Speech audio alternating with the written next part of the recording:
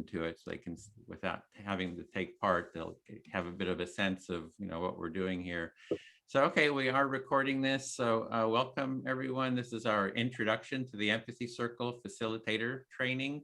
I'm Edwin Rutch from the XR Empathy Circle work group, and also director of the Center for Building a Culture of Empathy. So I've been working for many years on how do we build a more empathic society. And what we're going to do here, yay, let's get a jazz hands for a more empathic society.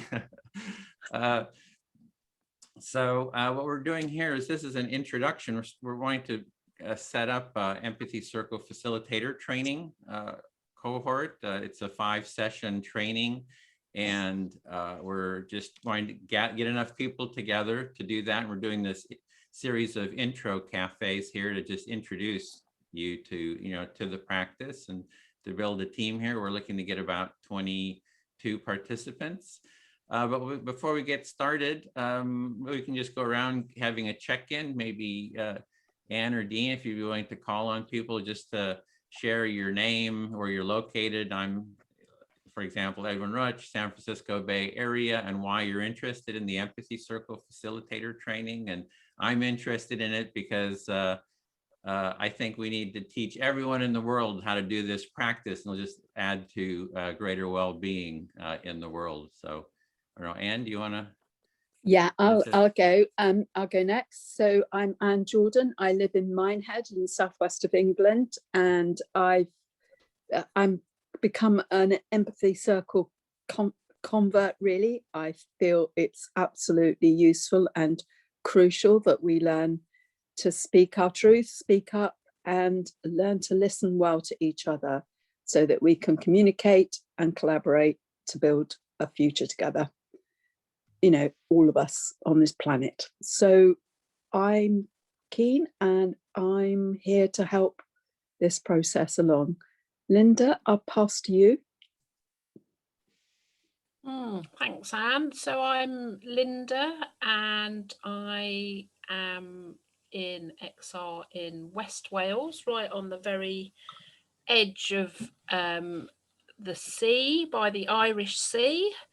If I look out my window, I can see it. Very lucky. I'm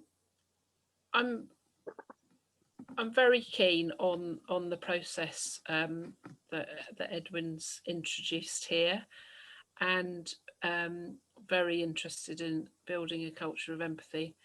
Touching a little bit on what Anne said, I think it gives an opportunity for people to speak their truth, and that's something which I don't think we often feel free enough to do, and it is so important that we're able to do that without judgment.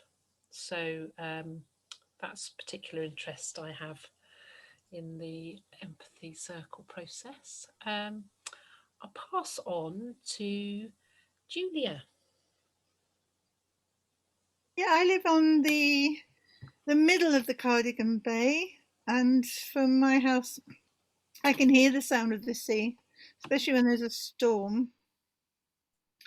And I always used to live in communities, communes, anything. And coming back and looking after my elderly parents just over 10 years ago, and then losing my brother, I have no family left now. So I'm on my own, and it's very hard because I think I've forgotten how to listen to people. So I'm really grateful for this course. I'm getting older and losing it as well, so definitely need something to keep going. So thank you. I'll pass to Julia. Dean. I'll pass to Dean. Hello, I'm Dean. I'm from Plymouth in the southwest. I'm not on the sea, but I'm within 5 minutes bike ride up the sea. So I'm blessed as well. I can smell the sea on a stormy day. I've come to the culture of the empathy circles through XR and the 10 principles and values. And I discovered that listening in this new way, which is actually listening rather than listening to compete, gave me a fulfillment that I had not experienced before, and instilled within me a calmness of mind and a presence that allowed me to actually hear and to understand. And this understanding allows us to walk in other people's shoes. And that is important to building this culture of empathy. And so I'm here to help grow this culture of empathy by bringing the practice to any other person that I bump into with their reflective listening. And it's quite a powerful process, because when people feel heard, they actually open up more. And it's the opening up that allows us to cross-pollinate with each other and communicate properly. I'll pass on to Sarah. Okay, thanks. Lots of points that I relate to. I think I've spent too much time alone, and it's accumulated over the year. So I'm personally appreciative of a listening space, and then when I'm well listened to as well, that I have a chance to clarify thoughts that are going round and round. Some of them in particular in relation to XR's direction, or the direction of the protest movement in England. You know, I've got loads of things that I'd like to be able to mull over somewhere. And though my XR group as well is good. I'm in Cornwall. I'm amazed how much of it, we're all in the southwest, you know, it's weird. Yay. Yeah, so I've just come back from, you know, like being on the coast, which is not far from me either. We're a westerly seaboard collection of folks here. And yeah, I've really worked with and appreciated the power and the importance of empathy for some time, and so I'm drawn to this work. I think it's crucial and so needed, and so here I am, and I'll pass to Larry.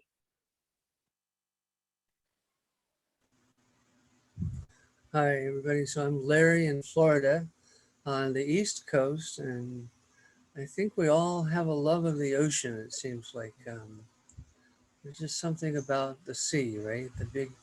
The wide horizontal horizon that seems to call to our hearts to calm down, relax, enjoy this life, and to come together and communicate from the heart of the ocean, the heart of the sea, the heart that's within all of us, to open up and share in a safe blue planet. So I love this work. I was mentioning to earlier with Dean and Edwin that I was doing scuba diving to save coral reefs, and came to the conclusion that all the scuba divers in the world can't save coral reefs. It's what we're doing on land that's killing the oceans. And it seems like empathy, the heart of human beings, is what's the missing link, I guess you'd call it. The real missing link for us to be humans is to be empathic. And what Edwin has put together here is, you know, obviously something that's relatively easy to recreate and to share. And there's a joy in sharing it. You know, the Carl Rogers quote, it feels damn good when you can share your heart in a safe space. And I think that's the best advertisement or promotion for it, is the experience of being able to open up and say what's alive in you and feel that. That's the best promotion. You know, it is the promotion.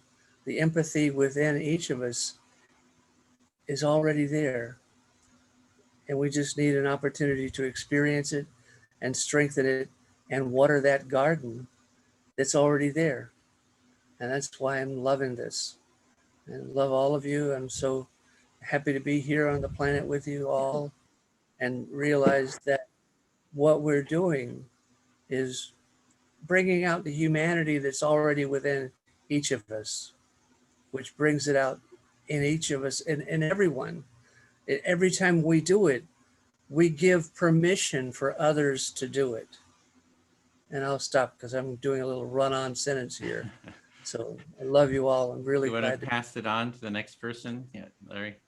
I think Tom's the only one, Tom? right? This Tom? hasn't gone, or Ready, Tom? Yeah, I think I'm the last to go, the last from the Southwest.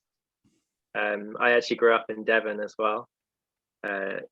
And yeah, I'm in Bristol now. I live in Bristol, but I've actually just spent the last few months deep in the Scottish Highlands. I ran away to the wilderness to house sit, a small cottage in the middle of nowhere. So I've been living quite an isolated existence, idyllically isolated in the context, I suppose, of the pandemic.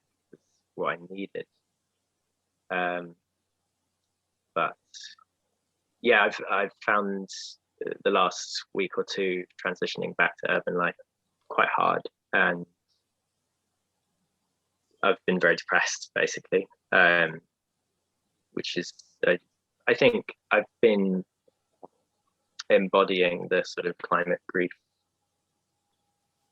of learning as I have over the last year or two, really. But I think that sort of jolt out of the very intensely human world, with a period of sort of reflective time with nature there, was a sort of beautiful, bittersweet winter for me. And then to come back has been really sort of quite an overwhelming slap in the face of reality or non-reality, depending on, I guess, your perspective of what all of this sort of human constructed world is. And at the same time, I've had this, I've realized I have a lot of friends who take part in women's circles. And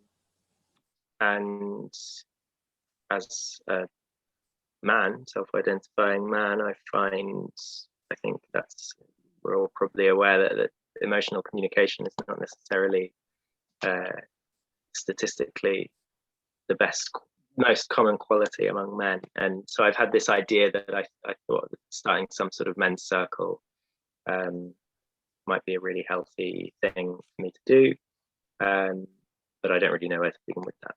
Well, I do. It's coming here. That's why. yay! And yeah, exciting, great. It's sort of some of the best emotional communication that I've experienced in groups has been here in XR, and so it feels perfectly natural to me that I'm coming at it in the context of climate grief, but I'm keen to bring it outside of the sort of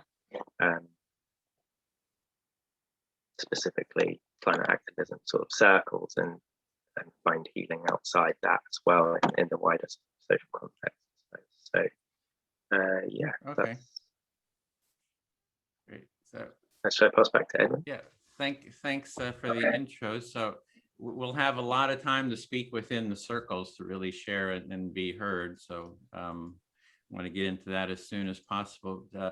Is everyone familiar? I think everyone has seen the intro. Tom, have you seen our website and how to take part in the training, or should we review that quickly? You haven't seen that yet, so. I have not. Okay, great.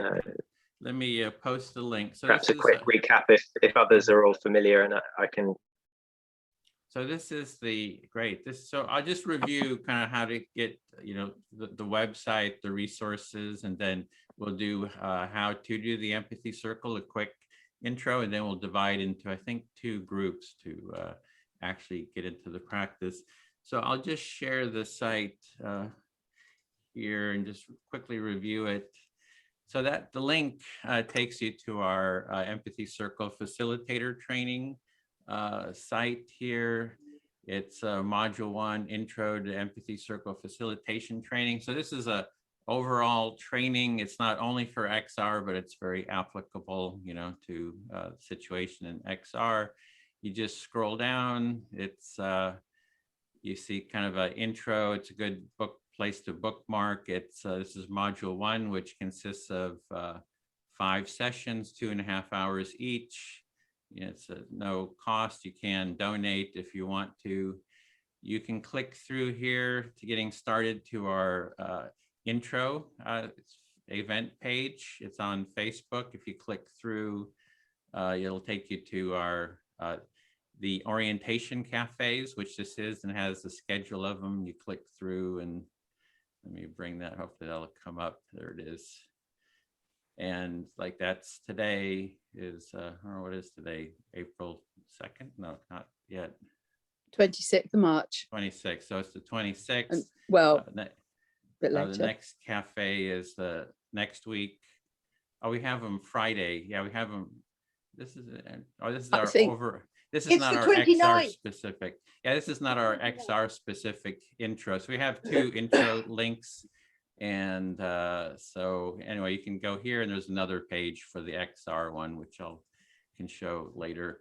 So if you go through, you can, the prerequisite is you take part in 2 empathy circles. So this, joining today counts as 1 for taking the training. There's a link here to the time commitments, and the time commitments is, we have Tom, we lost Tom, here he comes back.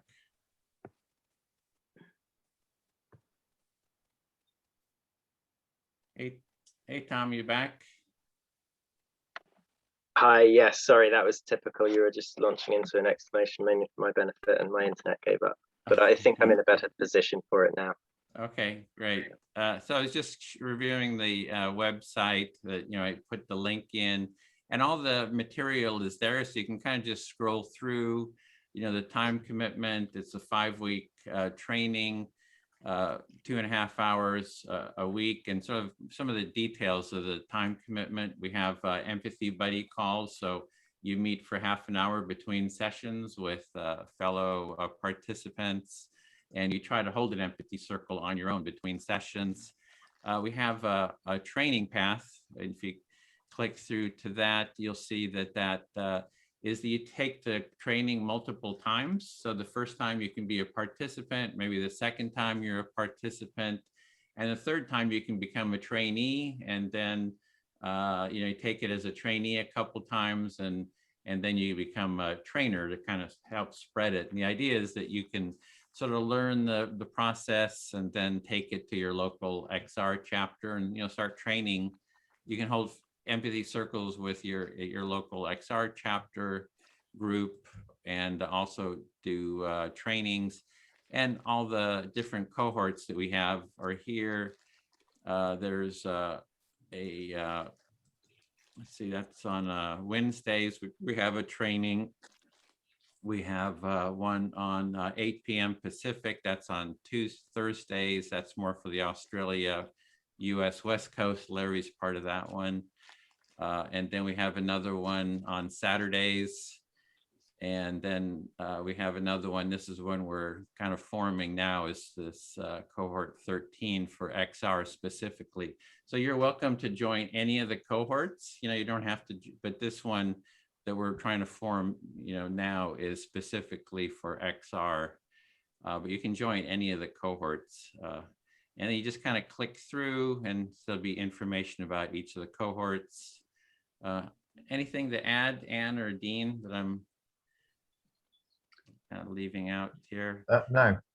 Okay. No, I don't think so, Edwin. Thank you. Then you can go through all the different modules. Or here, you just click through. Each session is there. What we cover in each session. So that's 5 sessions.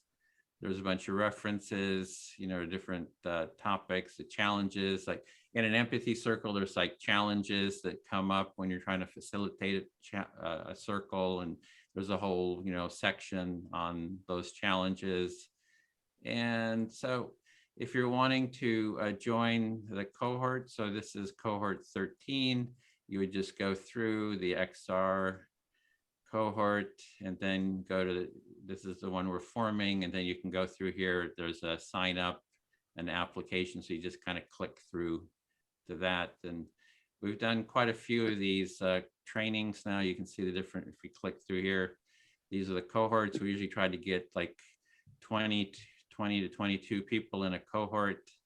This is our Australian group that we're doing, Australia and India more, and so forth. So that's just a really quick overview. So I don't want to spend too much time going through the details, because you can see it there at on the link if you kind of follow through.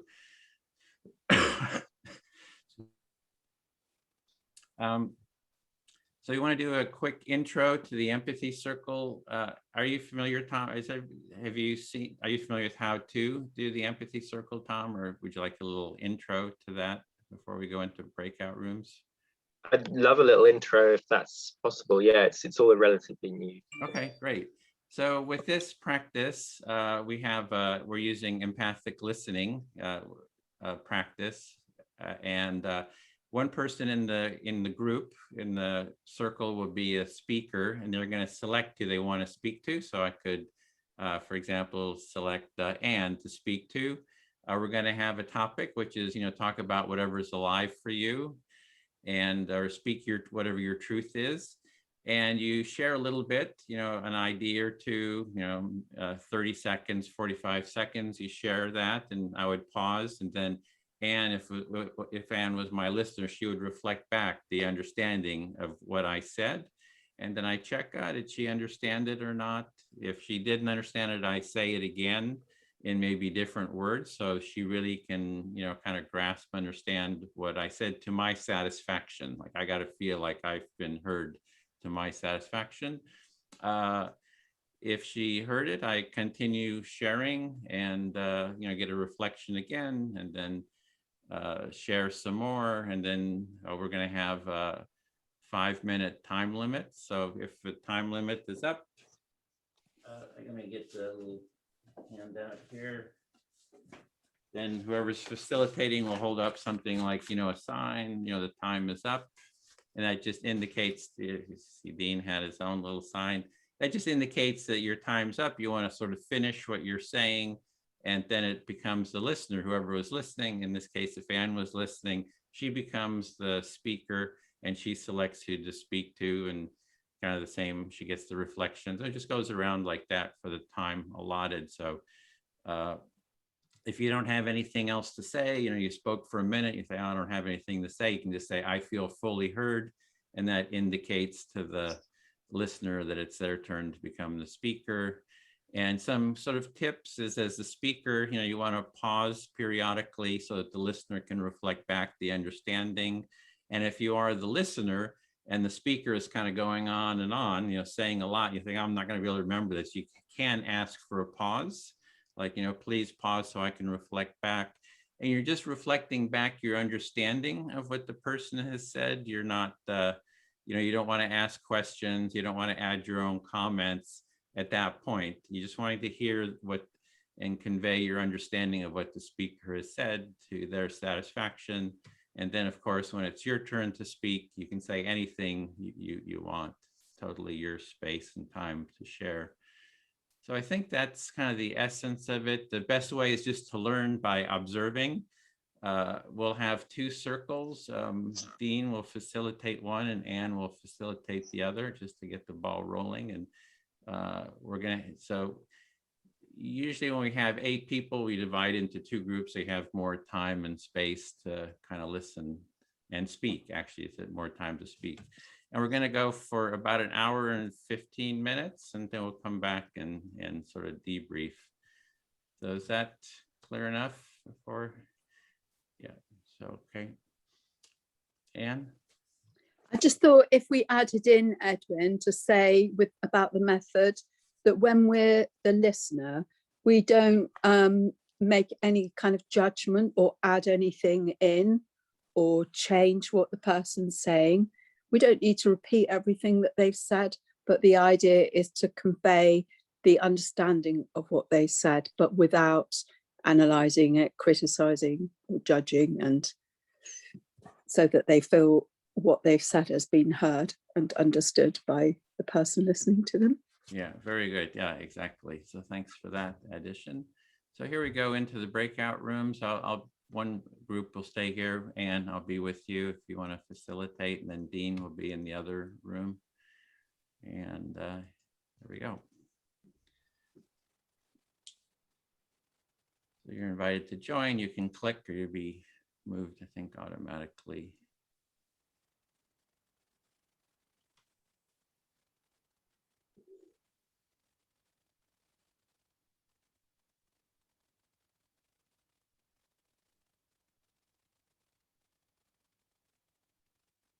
Oh, let me assign to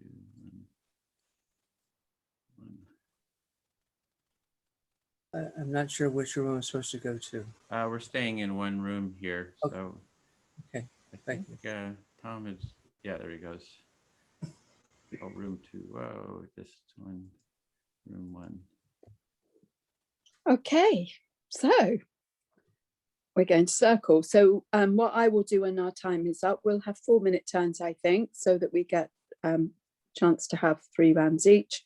And I'll just hold up my phone, back of my phone, to indicate when your time's up. So if you could just kind of catch my eye to let me know that you've seen it, and then I'll take it down. Okay, thank you. So anything that's on your mind is the topic, or telling the truth, speaking our truth. Is there anybody who'd like to start speaking? Larry. Okay, yeah, I'd love to start, and it's just continue the topic of basically promoting what we love, right? We love empathic communication. So it's the practice of it that is the promotion. And we were talking earlier about, I think Tom mentioned it. I don't remember how he said it, but I think we've all gone through these 4 years of almost like we were in a war against life, that a political system could have so much power that we've witnessed for 4 years, dismantling the hard work that was done to protect the planet. And now I think we're slowly regrouping. I really can only speak for myself, but it was really a sense of giving up. It seemed like there was no hope. So that we can, or I can, recuperate and become enthusiastic again, to think that that sustainability, that we're not going to go extinct as a species, because it started to look like that. And that's really hard, I think, for humans to handle. We're so optimistic, we don't want to throw in the towel. I'm going way over, sorry. I'd like to feed some of that back, if I may. So what I'm hearing is that about speaking about what we actually love, and you see the best way of doing that is to be doing it, the empathic listening. And you've talked about for 4 years, like it's been almost a sense of disbelief at the power of the political system to even undo what the good that has been done previously, particularly about sustainability and the planet, and a sense of like beginning to regroup to start again, and see maybe there's some hope to do that it might be possible. Have I got captured that? Please add or correct if I've missed something key. You got it. So the recuperation of myself, so to speak, the regeneration of myself with hope. And it really does seem like empathy is the missing link for humans to be humans, for us to become what we already naturally are. We're loving beings. And it seems like we've been, treated like slaves in a sense. And it's been very disheartening. And when humans are treated like slaves long enough, they, in a sense, they begin to act out and become addicted to this, that, or the other. And it's to think that there's a possibility to recuperate out of that dark ages and have a hope for not going extinct, that there's a hope that we can survive and thrive and enjoy life. So what I'm hearing is that this sort of deep belief and sense of not only your need to kind of recuperate from and regenerate from what's gone recently in order to be okay yourself, but seeing that that's what we need to do as a human race, to be being human, and we do love. So building this culture of empathy and being empathic will bring will be the way to do that, and a sense of like coming out of the dark ages that have been going on, and that there is this chance of life. So I see this sort of sense of light at the end of the tunnel with you. Thank you, Anne. I feel fully heard. Thank you. Thanks, Larry. Sarah, would you be happy to listen to me, please? I would. Start the time. Okay, so, oh, it's good to hear, Larry. It's kind of inspiring to have that real deep sense of where that's coming from, somewhere deep within him, and his seeing and believing, and his passion for it. Pause. So you've been inspired by listening to Larry. I wish I'd had more of that today.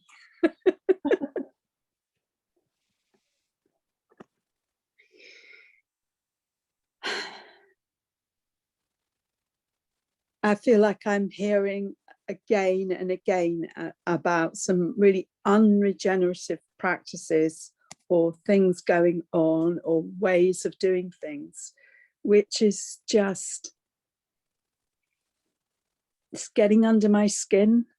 And this is, and I'm feeling a sense of need to do something about it, but don't really feel I've got the power to do it effectively, but somehow knowing I must to do, I've got to do something. I've got to help create some change where I see things not going well. Mm. So you've been feeling a lot about hearing these negative processes going on around you, and you're feeling now that you're sort of compelled to act, to make a difference, that you really need to make a difference when you're hearing so much about unregenerative practices going on. It's almost like within Extinction Rebellion, like people, it feels like that almost people are in shock from people being unregenerative, that there was this deep sense and understanding and belief of in something possible, different, that was possible, but we're still operating within a toxic system, and that toxicity is there, and we have to be, we have to challenge it, and it might be pretty sticky to do that, but we can't just turn away anymore. We haven't got the time. Well, it's not just we haven't got the time, we know that's not what the world needs and how we need to be. Mm. So you're feeling very much that, thinking deeply about how do we need to be to challenge this toxic system, and I think sounds like you're challenging yourself in that process, thinking hard about what do we need to do, and we can't just carry on the way we are, because it's so toxic. And XR is, I'm not sure that I heard that right, but that it's sort of not moving enough for you at the moment. I think that there's I think maybe we need to do some more on the principles and values again. It's like everybody needs a refresher in them, and we need to really live them, embody them, each and every one of us. There's so much in them, I mean, as in building a culture of empathy, those values are really important. That was my time. So those important values that are there in the principles of XR, that you feel that they need to be revived, and we need to focus on them to really build up that regenerative culture. And there's a sense it's not happening enough at the moment. Yeah, and there was just like, I have one echoing in my mind, and that is we openly challenge ourselves and this toxic system. And we've got to do ourselves and as well as the toxic system. And I have to do it. So I've got to do it somehow. Yes. So you've got to do it somehow. I'm only echoing your words. Yes. Your determination is coming across. Your it's not exasperation, but it is a sort of sense of this has got to happen. There's a determination, isn't there? Something's got to give. Yeah. Thanks, Sarah. I feel fully heard. Oh, good. Okay. So now I get to choose Edwin. Yep, listening. Okay. Well, that was great to hear from Larry and Anne. It's enriching to hear your truths. Because Larry's been sort of released from being in such a toxic political system by Biden's election. That's what I'm imagining you were referring to, but you didn't name the names. Whereas I feel that we've got a desperately distorted political system, desperately, and we're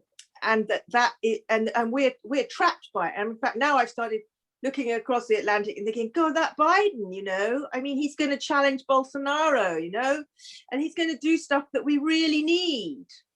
And he's doing amazing stuff. Can I reflect that here? So what I'm hearing, you have some real appreciation for hearing Larry and Anne's truth. And then you're sort of comparing the system, the United States has shifted to, you're sort of maybe appreciating that Biden is now president and that he's taking all these different actions, and then that you're still sort of stuck in the system with the political situation there in the UK. Yeah. A little sadness about that. Yeah, sadness and some real dismay and desperation, because we've got some very bad bill about the protest and stuff like that. There's some very bad stuff going down here now, and we have the political system's weighted. It's weighted, and our media is weighted so that stuff doesn't come out, properly, and people aren't informed to make choices. I don't need to rant about the political generalities too much, but that's just because then I'd like to home in on what Anne was talking about, which is like our regenerative culture, how to do that, how to develop that within our own sort of families, networks. Because XR to me is like my sort of family, and the shared values, and the shared view. So what I'm hearing there is that within the political system where you're in with the current government, is sort of weighted towards sort of more of a toxic system, and that your hope is with XR, like how do you create your family, your XR family, and sort of create a positive space there. And down here in Cornwall, we're focusing a lot because we've got the G7 coming and stuff. So there's a lot of focus on actions at the moment, less and less on sort of deeper regenerative connective work. And I've been in a state of such dismay that I felt called to join a group we have down here called the Penitents. I don't know if any of you have heard of the Penitents. They've been I think they arose in Cornwall, and it's a bit like the Red Rebels, the Red Brigade. It's like a load of people dressing up in the same way, and there it's more like sackcloth and ashes as penitence, you know, and wearing this thing called the sin board. But it's an expression, and I'm really drawn to it at the moment. So I must have something going on about the feeling of guilt, you know, eco guilt, running hand in hand with eco grief, and that and I've drawn to it because there's an element of kind of in the protest of theatre. Yeah. So I'm hearing that you're really drawn to this group, the penance group that is talking about the eco guilt and sackcloth signs about the guilt and asking for penance. You're really drawn to that. And there is sort of a movement away from regeneration towards action within XR that you're noticing. Okay, I think that was the time too. Do you feel heard enough? Yeah, kind of, but I don't actually feel like at the moment as if I've had quite enough time, but that'll come, won't it? It'll come around, right? Yeah. So I'm hearing there's more, that you really have a lot more that you'd like to share. And, yeah. So, okay, Larry, can I speak to you? Yes, sir. Yeah, I guess what was kind of coming up for me is that I personally don't see, you know, it's like Trump being like all bad and Biden being, you know, kind of all good sort of a thing, or a good versus bad. So for me, the model I have is a dysfunctional couple in the United States. It's like, it's more like we have just this dysfunctional couple, and they kind of need to be doing, you know, kind of a healing. Yeah, is sort of the place I'm coming from. So Edmund, for you, it doesn't look like that there's one, you know, good and one bad. It's more like a couple that are just behaving or living dysfunctionally, and the dysfunctional relationship is the problem. The problem is not the people themselves or the personalities, but it's the whole relationship is dysfunctional. Yeah, so I don't want to like it. I don't want to say, oh, you're at fault or you're at fault. It's like, hey, there's sort of this dysfunction going on here. And I do think that it's the empathy that's the healing aspect. Just like when you have a couple, you know, that goes into couples therapy, it's usually about getting them to listen to each other, because they just haven't, they're just not listening to each other, and it's mutual. It's like, you know, so that's kind of how I'm sort of you know, seeing, that's my experience of what's going on politically. So the way you're seeing what's going on politically is that it's like this, the dysfunctionality within the couple is the missing link of empathy that's not there. That's really the problem. And when you can get people to really listen and hear one another, that's where opportunity of solutions lives, in the hearing and the listening. And without that empathic listening, there's going to be a continuation of dysfunction. Right. Yeah, exactly. So the conservatives don't feel heard by the left, right? And then people, if they don't feel heard, you kind of act out. You do all this kind of stuff. So, and then vice versa too. The left doesn't feel heard by the, you know, political right, and then all kinds of stuff. So it's kind of what we're doing here is sort of the remedial empathy sort of work that I think needs to happen in the whole country. It needs to scale up to the whole country, and, you know, world for that matter. So you can see what's going on is when either side tries to express themselves, they're not heard. And when a team or a person tries to express themselves and realizes they're not being heard, they tend to act out in somewhat possibly violent or aggressive acting out as an expression of the dissatisfaction of not being heard. And it's not that there's one team or the other team that this is happening to.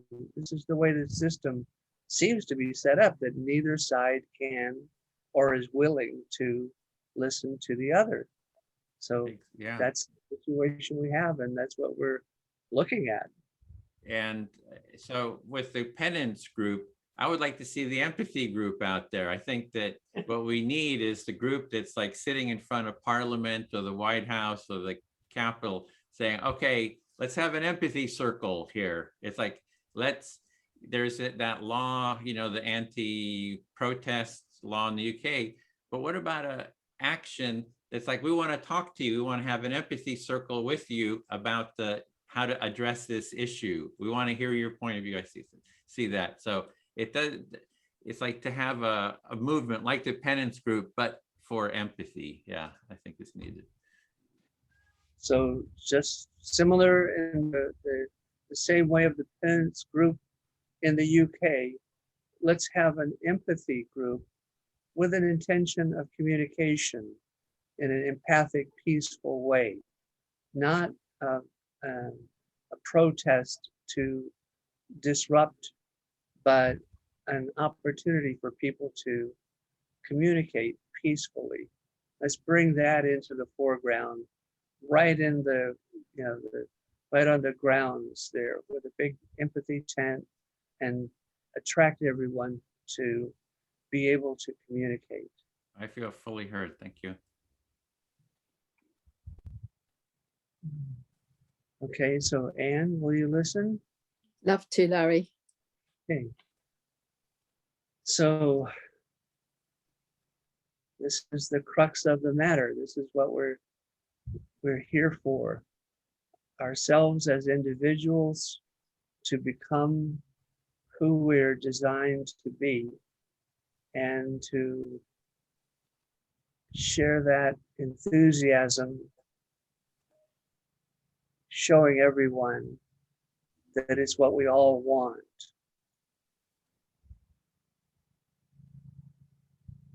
So you're seeing that what we're here for, the crux of it is that we're here is to be, so that we can be who we are, who we're designed to be, and then to share that enthusiasm.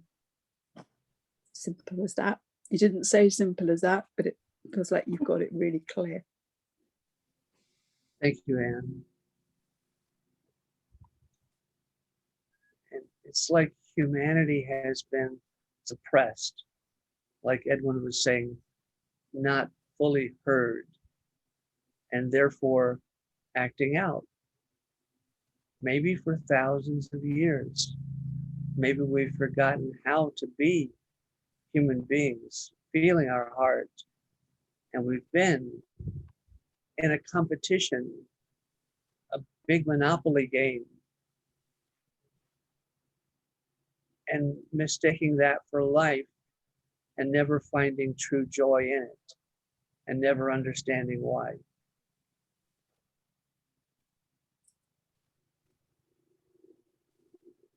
So it's almost as Edwin is saying, and you're summing that as being, it's like humanity, our humanity's been suppressed, and it's like we've all been acting out because we've not been being fully heard. And maybe this has gone on for thousands of years, for a very long time, and we've forgotten how to be human and to be connected with our feelings, and instead mistakenly involved in competition and competing for life. Exactly. We've been kind of bamboozled into this huge monopoly game of competition with one another to try to fit in or stand out in some way to be special, and calling that success. But it turns out that that's not success at all. It's actually failure. So we never really live the life we've been given. We get distracted into a monopoly game, competitive, capitalistic, keep up with the Joneses, fitting in, that we mistake for happiness, but it never is. So we've all got caught up in this like a huge monopoly game, which is basically competitive, and thinking that we need to either fit in or we need to be special. And that isn't what it's about. That's the competition. That's not just being human and enjoying life, finding joy. And while playing this huge Monopoly game, this is going to sound like finger pointing, but it might be. Industry has been able to reap the health of the life on the planet for their own Monopoly game profit. And we've all unfortunately been duped into participation in a system that's harmful to the health of the planet and our own selves. I'll stop there. So while we've been playing that game, industries quite happily encouraged and used the help of us and life on the planet to win in this huge game, and we've been duped. Thank you, Anne. I feel fully heard. Thanks, Larry.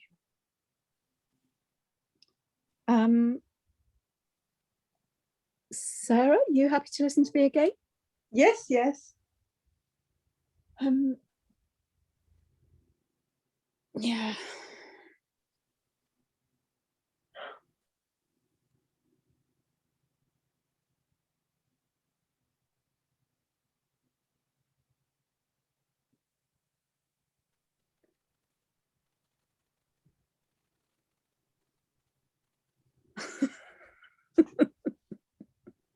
It would be a lot more comfortable just to keep my mouth shut.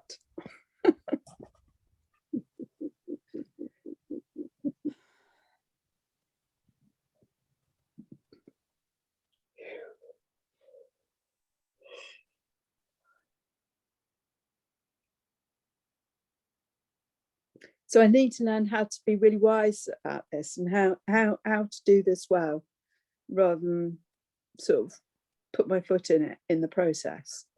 I might have to put my foot in it ultimately, but basically, perhaps now I need to strategize how to do it well, how to call this out.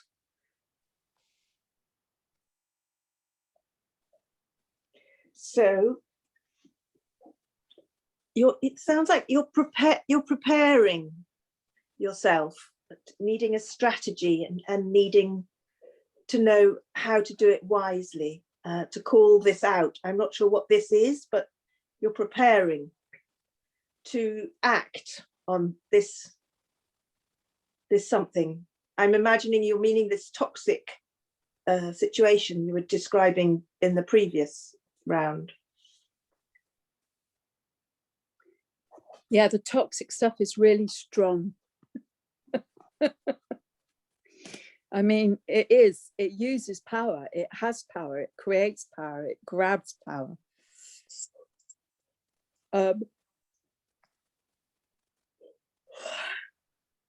And it's about 5 months ago, and I called out some bullying, and in the hope that this would, do something about it.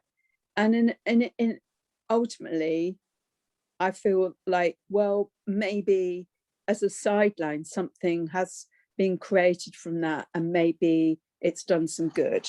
And I can see potentially it has. However, it didn't stop that toxicity happening. And I think by allowing, not fully saying no, not just myself, but as a movement saying no and standing up to it, it's gained more traction and more power, and it's likely to be done again. That's what I think is about to happen. More of it's going to happen now, and it's strong, and it's a stronger position to do it because it got away with it once. It probably wasn't once, but it's done it. So we have to do something different. Okay. So I'm hearing how serious this is. It happened some months ago, and you took a step then, but it hasn't really stopped, and it's carrying on. And you're concerned that it's going to happen again and even be worse this time round. And there is this dilemma that if we just get on by being empathic and building where we can a culture of empathy. Oh, that goes quickly, doesn't it? And I just finish up. If we just do that, or flow like water and carry on and do whatever we can do, but the toxic effect limits that from happening well or being heard well. So I guess it's both. It all needs to happen. All of those things need to happen. The challenge needs to happen, but also like continuing saying this is the world. This is how we need to operate in a healthy world.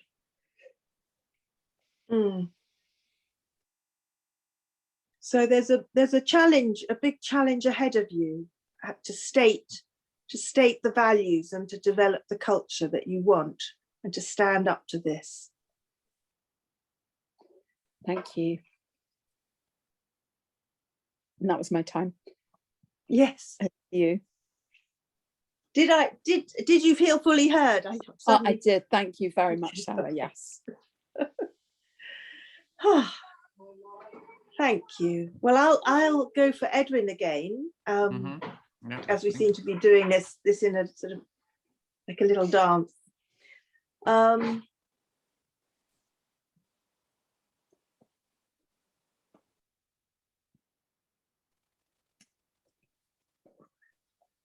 There's a bit of mystery for me, not knowing exactly what the toxic culture is that Anne's referring to. I feel quite fortunate within our own little XR community. We haven't had any bullying, but I've heard of bullying happening in other branches, sort of neighbouring branches, but our little group hasn't suffered anything quite like that. Which I appreciate. I wanted to correct that the word is not the penance group, it's the penitents, It's the penitents. And it's a sort of,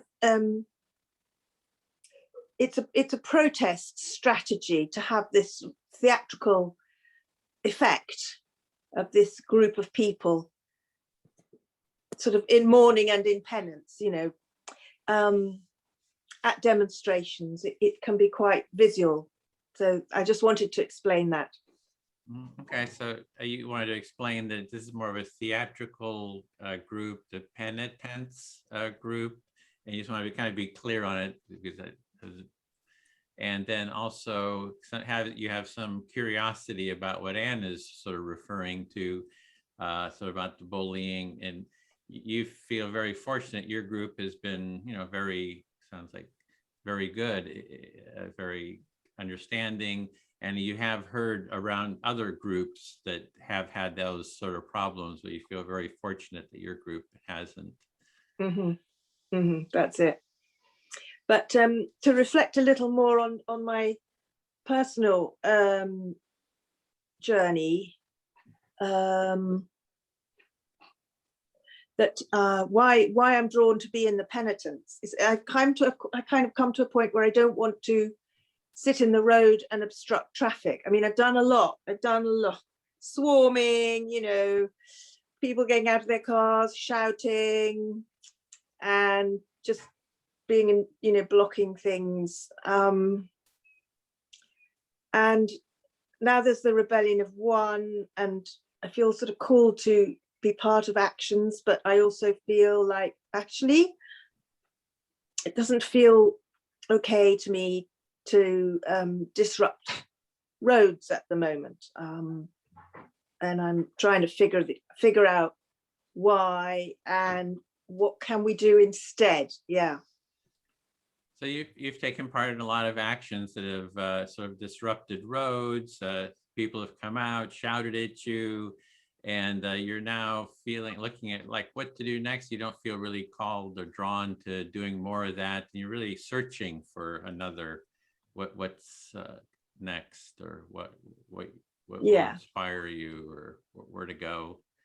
Yeah, we've got the challenge in Cornwall because of the G7 is to make sure that we can be seen and be heard with some kind of message. So there's a lot of thinking about that, but personally, and also just realizing in myself,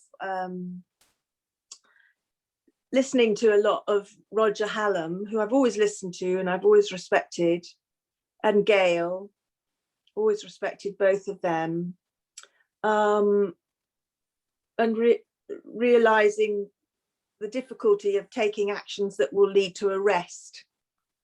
And I'm having some sort of process about, do I feel ready, which I don't, when will I, how will I get ready, and will I ever, and do I want to? And I tried many times but never was. But now maybe that's changed too.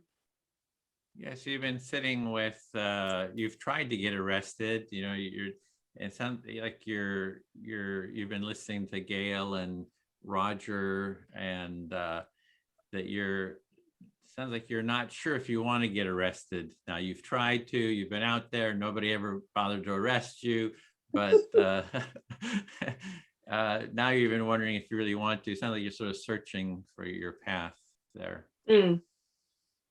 Searching. Thank you. Yes, I feel heard. Thank you. Okay. Speak to Anne then, just to change the direction a little bit. Go ahead, Edwin. Yeah, I have like Sarah, I have curiosity of what's the situation that you're talking about. So, sort of a bullying with, I don't know if it's within XR or, exactly what it is. I have some curiosity about that. I'll pause. So I'm hearing that you, like Sarah, you've got some curiosity about what this bullying that I referred to is in XR, and wanting to know about it. Yeah, and for me, so the way to address it is to bring it into the empathy circle. It's like, okay, here's a problem. We'd like this to be brought into an empathy circle. And a lot of times the groups, they don't want to have a dialogue about it, especially not a recorded one. So I like to have, if there's a conflict, bring it into an empathy circle and have it be recorded so it's public, not like some, kind of secret thing that happens, but that it's open and transparent. So if there's a conflict, your approach is to actually have an empathy circle on it, and not only do that, but have it recorded and have it made public so that there's no secrets, there's nothing kind of hidden around it. And there was some conflicts with Roger Hallam, there was XR America, and they were willing to have a dialogue about it. And there was factions within XR that's like, we're not going to talk to you. And it's like that, not a willingness to dialogue, and especially not a willingness to do it publicly, I think is a real challenge and a real problem that, and how to challenge that, how to take some kind of an action that brings those participants into a circle, into a dialogue. Because I want to hear what they have to say, their voice matters, but so does everyone else's voice. And So you've done previously, when there was conflict around Roger Hallam, you've actually invited him into an empathy circle and used this approach, and others within about XR America as well. And you do wonder how we challenge this, but you see the empathy circle as being a way to do it. And that it isn't all right not to have a willingness to do it publicly. Mm-hmm. Yeah, or even a willingness to even do it to begin with. It's like, oh, we're going to go do this stuff, this so-called bullying or whatever it is that, and then we're not going to talk about it with you either. So yeah, it's and so that's a challenge is, and I think that's a lot of what Kingian nonviolence is about. It's like, oh, there's a problem in society. Let's reach out to the powers that be and have a discussion about it, and try to solve it together. And of course, the people in power say, no, we don't need to talk with you. And then you take this social action to bring people to the table. You still keep seeing their humanity, but you take the social action pretty much to bring them to the table so you can dialogue about it. So I see very much of what we're doing is very, at least what I'm trying to do, is very similar to that approach. So you see the importance of everybody's voices, that if they're party to, there's any conflict or tension, it's really important that they get an opportunity for their voices to be heard, and to have a real discussion and to take some social action on it and see people's humanity. The social action is to bring people to the table. Yeah, I just clarify that. So, yeah, I feel heard. So the social action is actually bringing people to the table so that discussion can be there and people can hear each other. Thank you, Edwin. So Larry, would you listen to me, please? Yes.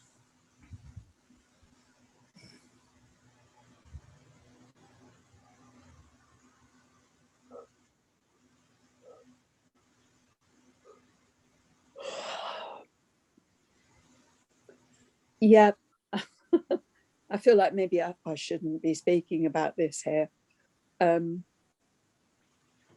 I'm feeling pulled to go backwards to what's happened before rather than thinking about what I need to do going forwards, what needs to happen, what I need to do. So you're feeling like maybe you shouldn't bring this up here, and you're feeling like you should be going back to the previous topic. Of what I need to do about it. Well, what happened after this, or it was a very complicated and messy situation, but it shouldn't have been. In a way, it was silenced, and what Edwin is saying didn't happen, and it seemed to me, in my opinion, what happened was it was seen as being labelled as a conflict, and it wasn't as simple as being a conflict. It never was. It wasn't like a conflict between some people. It was more systemic than that, with systemic issues. If you're still following, I'd quite like to carry on. That's okay.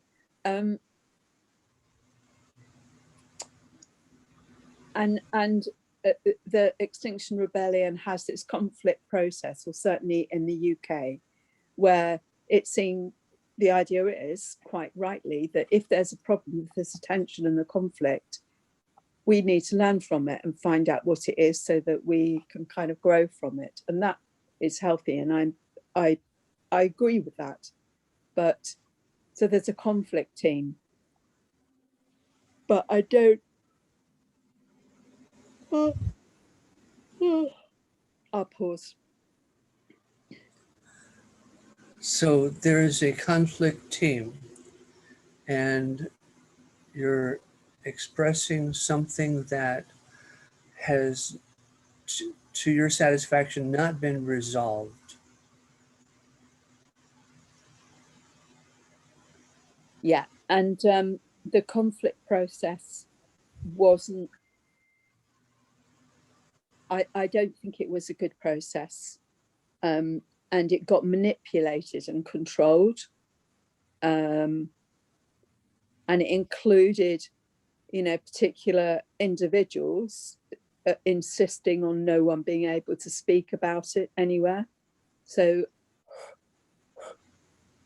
It's kind of the opposite of what Edwin is advocating.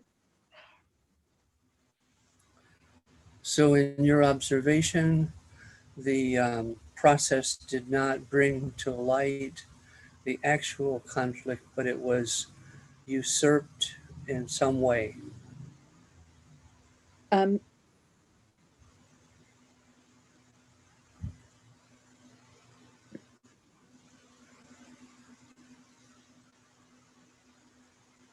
and it probably, so to talk about, and that was my only experience of the conflicts process in XR. And it could be that in many situations it's really useful and it works well. But it didn't in this one. So in your experience, it could be that the conflict process works very well in many situations, but in this particular one, your experience is that it did not work well to your satisfaction. Yeah, and that's the end of my time. But it was like though I felt like too many people abdicated responsibility to do anything about it, or were not empowered to do anything about it, really. So there was a sense of powerlessness amongst many people, and I guess shirking of responsibility. Maybe. And that's my time. Thank you, Larry. So Sarah, can we talk, please? Yeah. Thank you, Sarah. So what's coming up for me is, I guess the integrity within each of us that we kind of hold ourselves to, the integrity of what we probably call truth. Is my truth the same as your truth?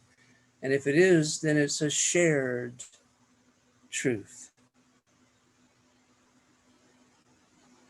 So you're you're reflecting very deeply on truth, it seems. Individual and shared.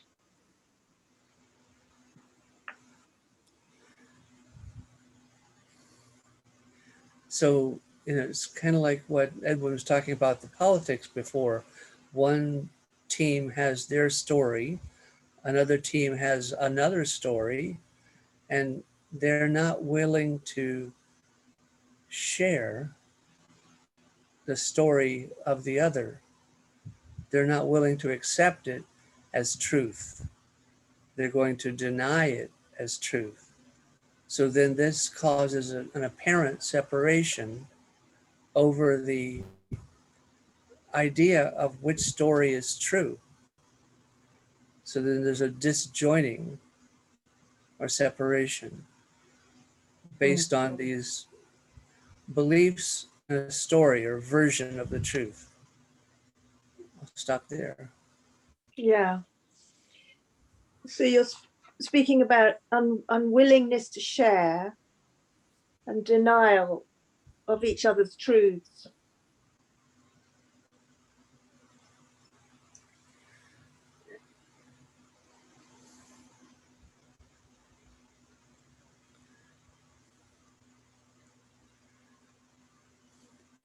So it's sad when there's a disjoining, because our natural, healthy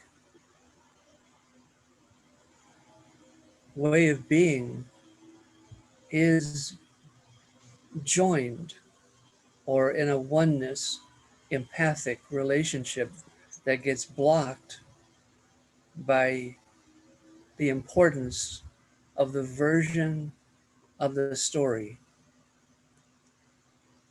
So it's sad.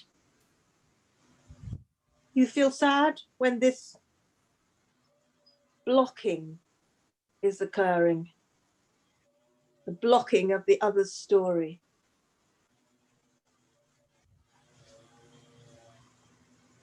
So the empathic heart of humanity within each of us gets blocked with the justification of the version of what is true. Yeah. So the person who blocks it is holding on to their version of the truth. And this is painful for everyone involved. Mhm. And then the pain is suffering, and the story is the justification.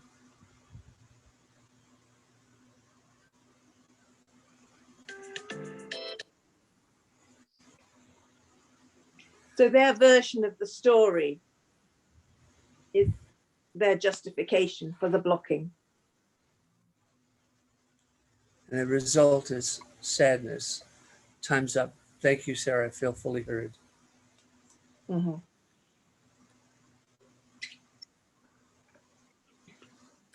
Well, I'm reflecting on the need for people need to feel safe, and they can quickly feel threatened when Who are there you is. speaking to? Oh yes, I have to speak to someone. To someone. Well, now I've spoken to you, Edwin, before, haven't I? So we're trying to change the dance around. So maybe I could speak to Anne. Yeah, go ahead. Does that work? Fine. That's absolutely fine. Choose whoever you want. So Okay. So now I'm just reflecting on the importance of people feeling safe, and the defensive, the strength of the need, the defensiveness, and that contributes to holding on to my story, my version. How do we create a culture where people feel safe? Because that's when the release comes that enables people to listen, let someone else's truth in. It's important to feel safe, which is why it's wonderful that XR has that thing about no blaming and no shaming. Because if we really practice that, then there's more chance that people will feel safe enough.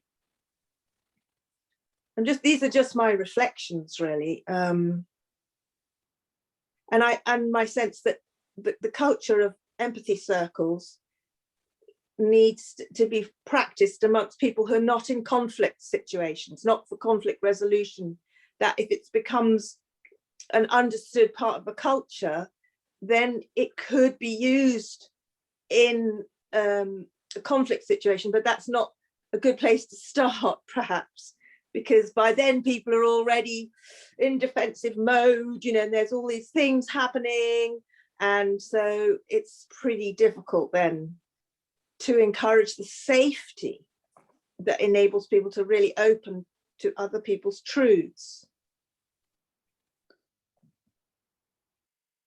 okay, so what I'm hearing very much is like you're saying about how important it is that there's sufficient safety, and once there's safety and people can be heard, then people are more open to hearing other people's truths, hearing other people's story. But without that, people hold on to that story, and it's nothing. You didn't say, but I sense you saying things don't shift. And one way that you see that in Extinction Rebellion, we have the principle of no blaming and shaming. This is a good way to create that safety. And with that safety, it would then be possible to hear each other's voices. And also you can see that it would be good to practice the empathy circle method, be using it, not just start to use it for a conflict, but to be familiar with it as a process. So it enters the culture, because it is not the usual way that we listen carefully to each other. That it is something we need to practice, isn't it?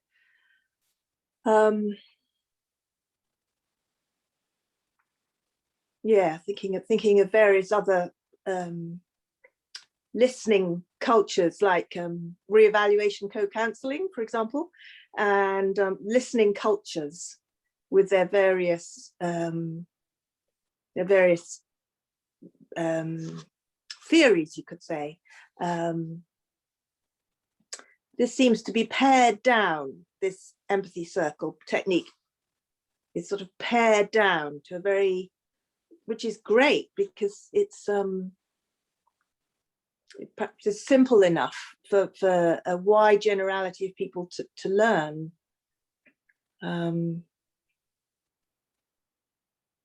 Yeah.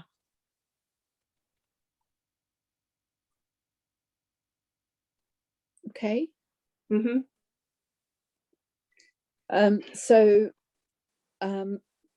But by practicing it, then it enters into our culture, and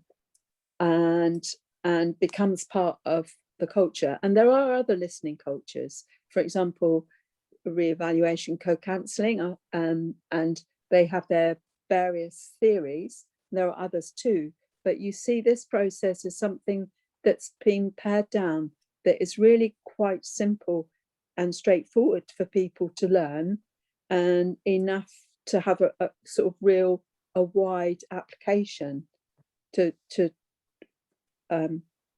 lots of people. And you see its value in that. Thank you, Anne. Thanks, Sarah. Edwin, would you listen to me, please? Listening.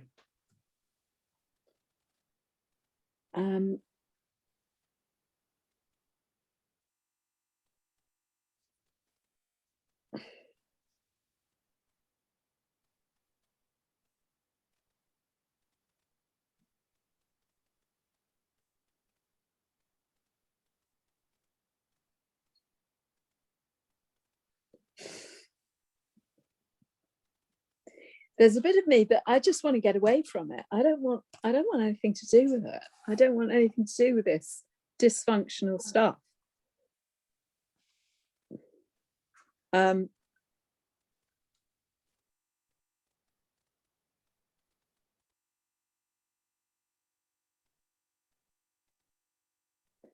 actually, it's interesting I'm saying that because I think that's probably what a lot of people, that's where other people are. It's like, where do we choose to put our attention and our energy? And it's definitely easier not to engage with it.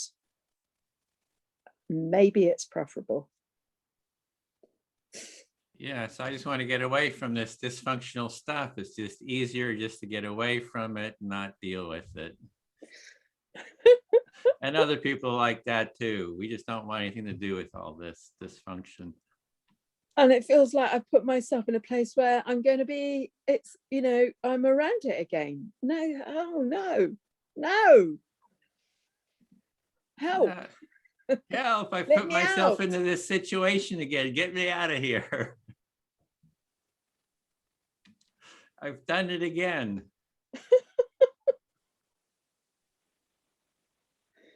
But I just feel like I'd be really hypocritical if I walk away from it or avoid it. If I can see it, if I've got some clarity about what's going on, then I feel that I must speak, you know, a pull. I need to speak my truth, or put that into the mix to be heard, not to be silent. And I don't think I'm the best person to do that, but I don't think, you know, life is such, we've all got to do what we can. Yeah, so I'm not maybe the best person to be addressing this, but I see the problem, have a sense of responsibility to do something about it. You just got to do what you can.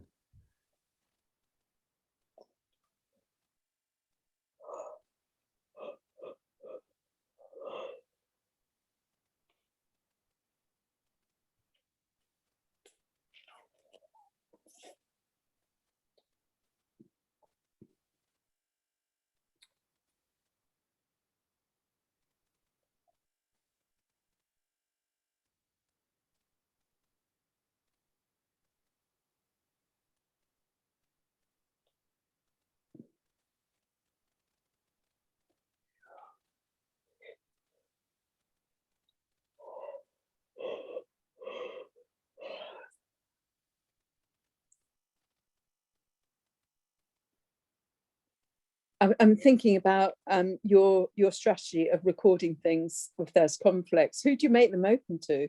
Just anybody and everybody, so anybody can learn from that situation.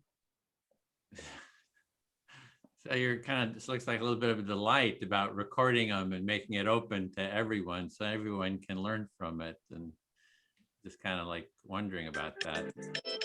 Yeah, really, I think I was checking in with you.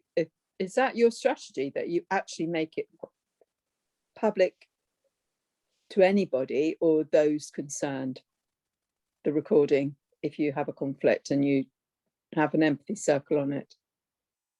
Yeah, so it's just sort of sitting with the question of what do I do with how public is the recording? Thank you. I feel Okay. heard. I'll speak to Larry. Listening. Well, I would like to make the recordings as public, to everyone. Yeah, and a lot of people don't want to do that, so they don't take part. So that's sort of a problem. So Edwin, you would like to make the recordings absolutely public and meaning to everyone. And that can be not attractive to some who want to participate in a conflict dialogue for resolution. There's some hesitancy to participate, knowing that this is going to be publicly available, potentially forever and ever. Right, yeah. And so I have different experiences with that. One was someone who was sort of in conflict with one of our trainers in this training, and the trainer didn't want them to be in the training. So the person was critical and posting, criticism like, oh, this is like, not open to everyone. They say it's open to everyone. And so I did have an empathy circle with them that was open, recorded, and posted. So it actually kind of helped resolve the matter to, I think, more his satisfaction and my satisfaction. So you did have an experience where making it public actually contributed to the resolution by continuing that stance of that ethic of being open and public, was supportive in the resolution by not being, I guess you'd say, secretive or Right. closed doors. Mm-hmm. By keeping the stance of remaining open, even if it gets a little messy, Mm-hmm. allowing it all to be kind of, nothing hidden. Right. Everything is just the way we say it is. And here's with the demonstration that we're walking our talk. Yeah. Yeah, it's a value of a culture of empathy is openness and transparency. So the more openness and transparent we are ourselves, the more we sort of model it. So that's one part. Yeah, maybe I'll get a reflection on that. Yeah. So it's the living that personally and in the organization. It's the reflection of that value, not just being held up on a chalkboard somewhere or a list, but actually lived. And there's one group, an NVC group, that was totally dysfunctional. They're having all nonviolent communication group. They're like, calling each other racist, and just, it was quite dysfunctional, and a lot of drama. And someone invited me to do an empathy circle there, for addressing conflict. I said, sure, I'll do it if it's open and transparent and public. And I started doing some, pre-circles, and then kind of the person who was in charge of the site banned me for the openness and transparency. It was really quite funny. I thought just that saying, oh, people, they don't realize that they're going to be open and that it's going to be open there forever and ever, like you were sort of saying. And he wanted to protect other people, but kind of taking control of the situation, you know, kind of. And so this whole issue of openness and transparency is, you know, it's a big issue. Yeah. Mm. Okay. So Got so much more to say. There's my time. thank you, Edwin. Appreciate that. Thank you so much. Maybe you just reflect that last piece. Just for... So there's this kind of a paradox of power in that you were called to bring an empathy circle into an organization that was experiencing conflict and name calling and obviously judgmental expressions that were, in a sense, not in alignment with the values of that organization. And yet the very act of discovering that this is going to be public then raised second thoughts about going forward with the actual honest empathy circles because of what might be coming out in that was not something that someone would want to advertise publicly, although it was clearly effective at bringing out the truth. It wasn't pretty. I feel heard to my satisfaction. Yep, thanks.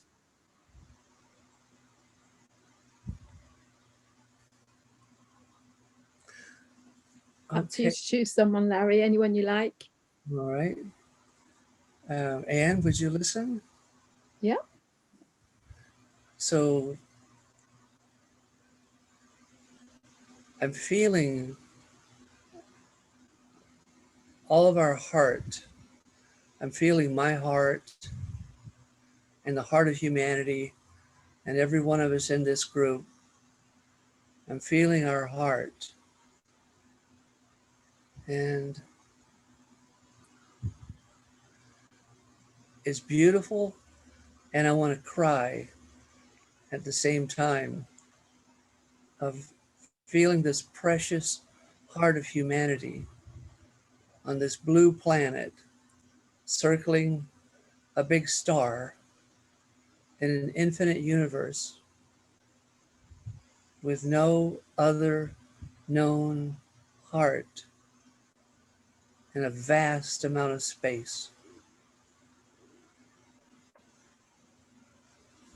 So I hear you talking about your own, all the heart, your own, all of humanity, and you're feeling it, and of us here now, and you're sort of sensing that as being, you know, here we are on this planet, and we're circling a star, and the universe, and this is the heart.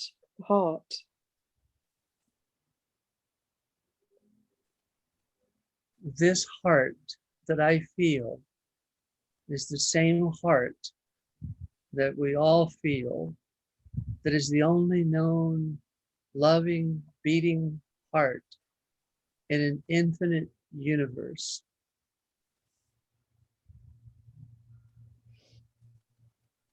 So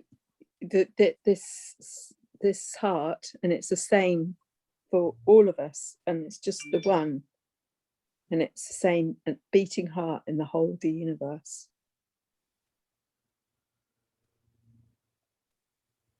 There's no other loving heart that we know of, but we do know of this one.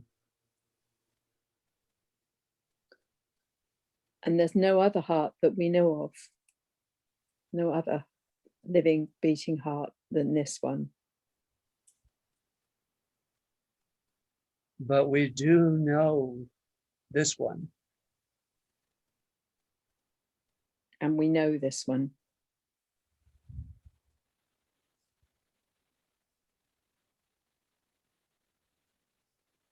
This is the one.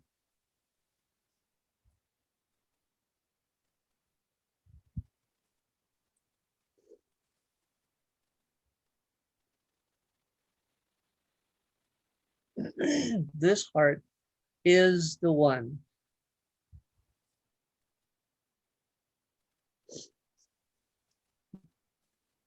Did I freeze?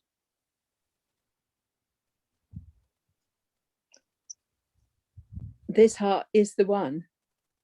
This heart, this is it.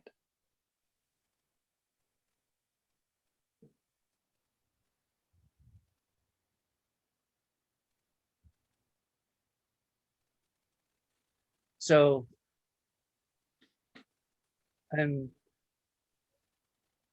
wanting to take a moment to be grateful for this living heart that's really the same heart of all humanity for all of time. For whatever amount of time we humans get to be here, I want to take a moment to really feel this living heart. Thank you. So you really want to take a moment just to feel this one heart, this living, beating heart, and be grateful for it. We have this one in humanity. Thank you, Anne. No. We heard. Thank you. Thank Thank you, you. Larry. Closing the rooms. Thank you, Larry. Just to let you know, people will be popping in a few seconds. Okay.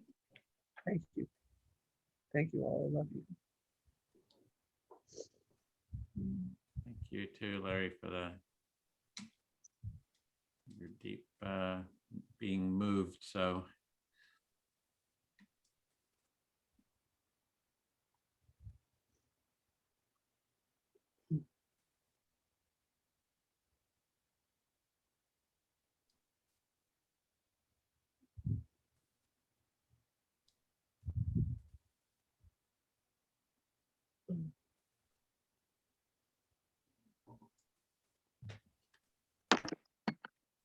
okay, great. We're everybody back.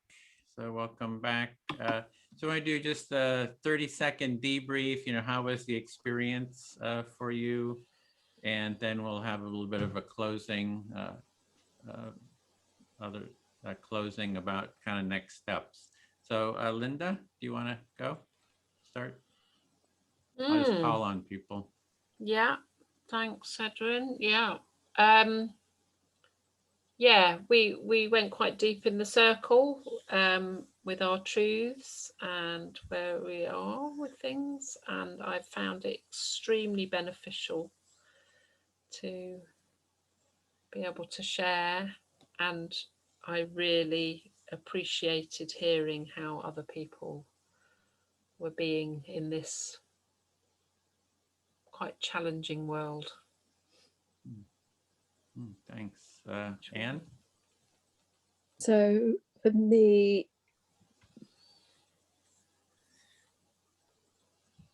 it was interesting.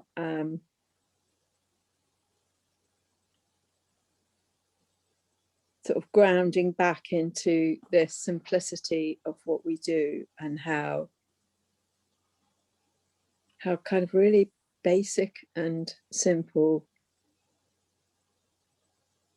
and that it connects us all in a really easily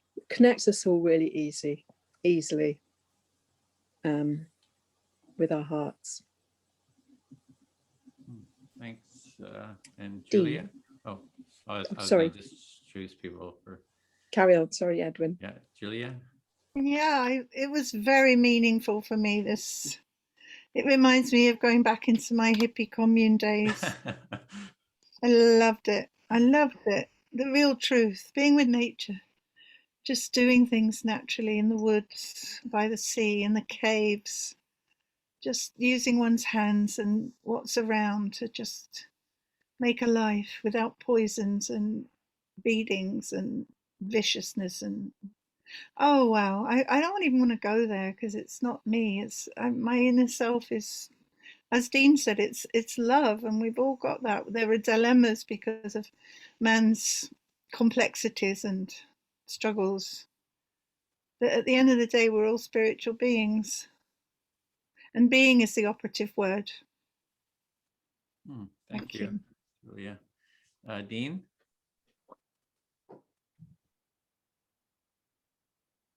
It's such a simple process. It can reveal so much. And today, when we spoke of truth, we spoke about truth in its duplicity, about how we're always being forced towards an edge that maybe we don't want to go towards because of the way our culture is currently structured, about how we should be true to ourselves.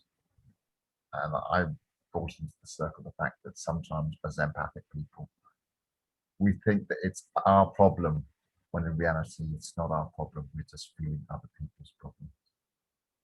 And that's my truth. Okay, thanks, Dean. Tom, would you like to go? Yeah, this has been a really powerful introduction to the Empathy Circle. And I've found it very beneficial, as well, as Julia said, having a chance to actually meaningfully connect in a space where I can be heard and to really hear others speak their truth. I've been feeling quite isolated from humans and quite connected to nature for a lot of the last season, and yeah, I suppose coming back to the world of the human and maintaining that sort of disconnect with humans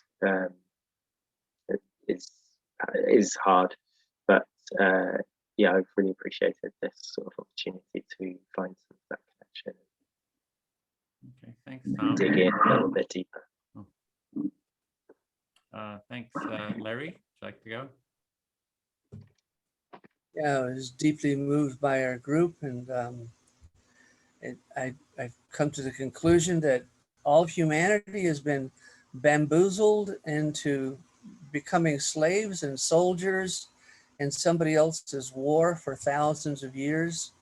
And when we drop into our heart and feel the heart and realize that it's the same love we all feel that we're really here to experience while we're alive. And these empathy circles somehow create a safe space for human beings to discover what's underneath whatever they just said, and to keep going deeper until we get to our heart. And then we really feel heard. Thank you. I loved it. Thank you. Thanks, Larry. Sarah? Yeah, thank you. I enjoyed it, the evening too, and given me much food for thought, as well as given me a space to bring out some of my stuff. But it's very moving how we touch each other when we feel safe. I think this is a very safe group here. Okay, thank you, Sarah. So for me, it's kind of reconnected me to inspiring to really bring the Empathy Circle into XR and spread it within XR. And because XR has a sort of a action orientation, so to bring this empathic, connection together with an action, taking action to. And so I really enjoy that energy and sort of the creativity that comes up around that. So the next thing we're doing is we're holding these cafes every week until we can get about 22 people into a cohort. So we have Larry and Dean and Linda and myself for trainees for this cohort. So I guess we're wanting to check, Sarah, how are you in terms of continuing? Do you want to take the training, just kind of get a sense of where, you and Julia and Tom are? Yeah, I'm interested. I haven't quite taken in all the details and the dates and the time commitment, and when it's going to start and all that kind of thing. But I think I would like to be part of it. And you asked that people be there for absolutely every single one. Yeah. And that, yeah, it's 2.5 hours, an evening slot. Right. In this time slot, it's starting the same time and goes for 2.5 hours. So it would be another half an hour after this. Yeah. I think I can do it. Sometimes it might, there might be a Monday when it was difficult, but I will have to, Mondays are a good evening for me, actually. I just have to sort of, because you're not sure when it's starting yet, are you? It'll maybe 3 weeks, maybe, or so. We're not quite sure yet when it starts. It's until we get the full cohort. So, we have, we still need to see how we can get I need another 10 people, 10, 12 people. Yeah, so it could be a while then. Okay. And I put the link in there for the cohort, this cohort information. And I put your name in there into the pending list, all your 3 names. And so Julia, do you want to? Yeah, I was just going to say that normally on a Monday I've got other meetings and I just keep apologizing to everybody. I said I'm in a training, and I literally, honestly, 2 weeks ago, I thought that we were starting the training. But then when you explained we didn't have enough people, I just thought we're only going to start up again when you'd got the 20 people. So that's why I didn't come last week. Mm-hmm. But then I read it was happening tonight. So that's why I came, even though in my diary I'd got it for 5 o'clock, because I saw somewhere on Mattermost it was 5, but it's all right because I got other things to do. Always got other things to do. Yeah, it starts at 6 now, right? In the UK, we had the time change 2 weeks ago for the US. Then your time changed this week, I think, and now I think we're good for the summer in terms of the times are going to be consistent. So, and then we will be like next week. This is drop in. So next week and the week after, you can just drop in. And then once the cohort starts, then it's 5 weeks sort of we ask that you commit to the full 5 weeks. Well, thanks for that, because I probably would leave a bit early because of the other meetings as well. But once like you said, once the training starts, I wouldn't miss it. Great. Unless I'm taken to hospital or something. Yeah, of course, always emergencies that come up. So have space for that. Tom, just checking for you. Yeah, I have another meeting I'm interested in going to next Monday evening, but I feel this is something that I'd like to make time for. Just in response to the discussion just now about the times, I noticed that I was confused actually as to what time this would start, because it listed GMT, 6 p.m. GMT, but we're actually on BST at the moment because of the hour change last Sunday. So it's actually, this started at 7 p.m. 5 p.m. GMT. So it might be worth just checking on the introduction page that it's the right time zone, because of that might, well, I don't know. That would... Yeah, shifted to BST would be clear, I guess. Yeah. But that's a minor thing. And yeah, the other thing I was going to ask was whether it would be possible, or if it's already sort of built in, to allow for a break within, because 2.5 hours is quite a long time to be sat in front of a screen without a quick sort of wee break. Yeah, we do that after about an hour and a half. Yeah, Julia? There's one thing I was going to say. I'm sure, Tom, there's empathy circles on a Thursday morning with a break in the middle, starting at 8 a.m. And then there's another one once a month with a specific theme on a Saturday. So if you want those links, somebody can give them to you. I've got them, but somebody else might. I don't want to be stepping on anyone's toes here. Yeah, I'm going to put the link into all the cafes. So there's Friday 1, 2, and Anne's hosting some. So you're welcome to just drop in to any cafe just for the experience. This one is specifically kind of geared towards, moving us towards setting up the training and kind of getting that going. So Dean, you had? Just that I would like to qualify with Anne. Is it 9 BST that the Thursday start, or is it still 8 BST? Yeah, it's 8 UTC, which now is 9 our local time BST, and this one will be always starting at 6 BST. Hang on a minute. Can you clarify that again? So it's not 8 o'clock now. It'll be 9 on a Thursday. On Thursdays, it'll be at 9 o'clock because it's Oh. 8 UTC, and we've had a time change, so it will be Okay. our 9 o'clock on Thank you. Thursdays. I'm glad you said that. Thanks.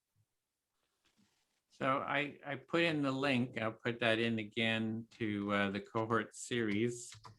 If you want to give me your emails, Julia, Tom, and Sarah, I can add that, and we can just also send you out a link. And see, I actually have, looks like we have, yeah, that's okay. That was from Tom. I'll just put that in. If you go into the pending wait list, you'll see your name is there. And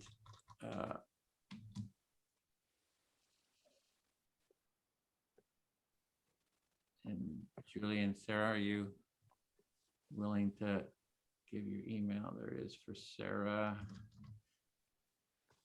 And putting that in. Only it doesn't need a full stop at the end of com, I think. Can't remember.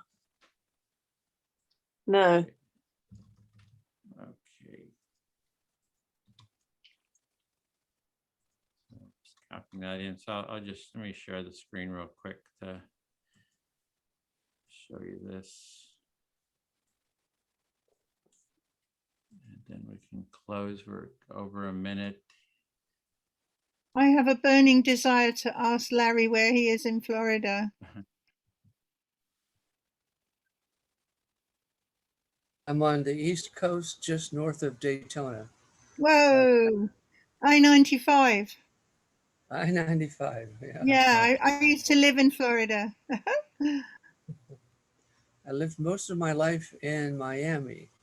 I also lived in Jacksonville and lived in the Florida Keys. I was on Miami Beach with this, looking at the palm trees over the sand and the water. Oh my goodness. Woo! Okay, I'll just quickly show you this. This is the series. This is the links. If you scroll down, the steps for taking part are here. The time. So it's actually, it's going to be 5 p.m., not GMT, but BST. Is that? Or is it going to be 6? I'm not. All these time zones are really making my head hurt. I know. Clock It's 6. time, it's so 6. nonsense. Doesn't make sense. So now it's going to be 6 GMT. Yeah, after daylight BST. savings times. Yeah. So the CET, that's Central European time? And that's going to be 7. It'll be 7 after day. Okay, so that's these are the dates for a drop-in. So it depends. Maybe we'll start April 12th. So Edwin, Edwin, when you go on when you're on the times there, if you keep flicking, can't see it now. You had the list with the times in. Oh, this one? Yeah, there. So where you've got 5 p.m. GMT, I would think it would be sensible either to put UTC or change it so so that's 6 p.m. today, Monday, March 29th, should be BST, and the one underneath should be ST, and then all of the cohort 13A should be changed to BST. Standard time. It's a shame we can't have Zoom meetings at time when sun is above the mountain. Oh, yeah. Right. Really? That's the way it should be. Then we can have a Yeah. bonfire. Oh, yeah. So this is so far people who are interested, and then I just put you down here sort of in pending. You can just kind of move your name up to when you're ready and fill out, there's an application and stuff. So anyway, that's the sign up page. And as soon as we hit the 20, around 20 participants, we're ready to start with the cohort. Yeah, Edwin, Julia? if we've already registered, do we have to keep registering? You No. must get, no, right, No. fine, good. Yeah, it's just, it's better. Yeah, we thought we would have the full cohort by now, but it's going to take, a couple of weeks. We're getting there, there's a couple of people join every week. So we're getting there. And then the other part is, if you can, we have our event, the if you go to that page, which is in the chat, if you go, there's a link to a Facebook, our Facebook event page. Let me share that. So that's coming up. And this is our Facebook event page. And I would just invite you to, that's not our event page. Sorry, that's our Facebook group. So you're welcome to go to that group too, for updates and information about the Extinction XR Empathy Circle work group. Yeah. Not got that link, Edwin. You have it? Oh, I sent it to Sarah instead of everybody. Sorry. I always do that with, it always changes. So there it is. That's the XR work group. And Can I? Yeah. Oh, Can Sarah? I just ask? Is there something called a global empathy cafe? There's a global support, XR Global Support runs some empathy cafes, and they do the Thursday one. So Thursday mornings at now 9 our local time, which is 8 UTC, but 9 BST. It's a weekly Thursday morning. Yes, and then there's a monthly one every last Saturday of the month at the moment. And there's a lot of different groups kind of holding their own empathy circles too. So it's kind of spread throughout XR. Like I know Switzerland does their own and so forth, and Poland, etc. So Belgium and Portugal and France. They're kind of spread out. Kind of everybody Australia. just kind of does it. Yeah, it does it in their own space. So, and that's what we're trying to encourage, to give you the tools and practice so you can set it up in your local chapters too. Okay, so again, we see you next week then. I hope to see you there, and we'll just keep meeting here until we get a full cohort, and then we'll start the training. So until then, there's more. Yeah. Just next Monday is Easter Monday. I'm pretty sure I'm going to be busy. Oh yeah. Mm-hmm. Yeah. Sure. So okay, then. Thank you, everybody. See you. Bye. Thank you. Bye. Aloha.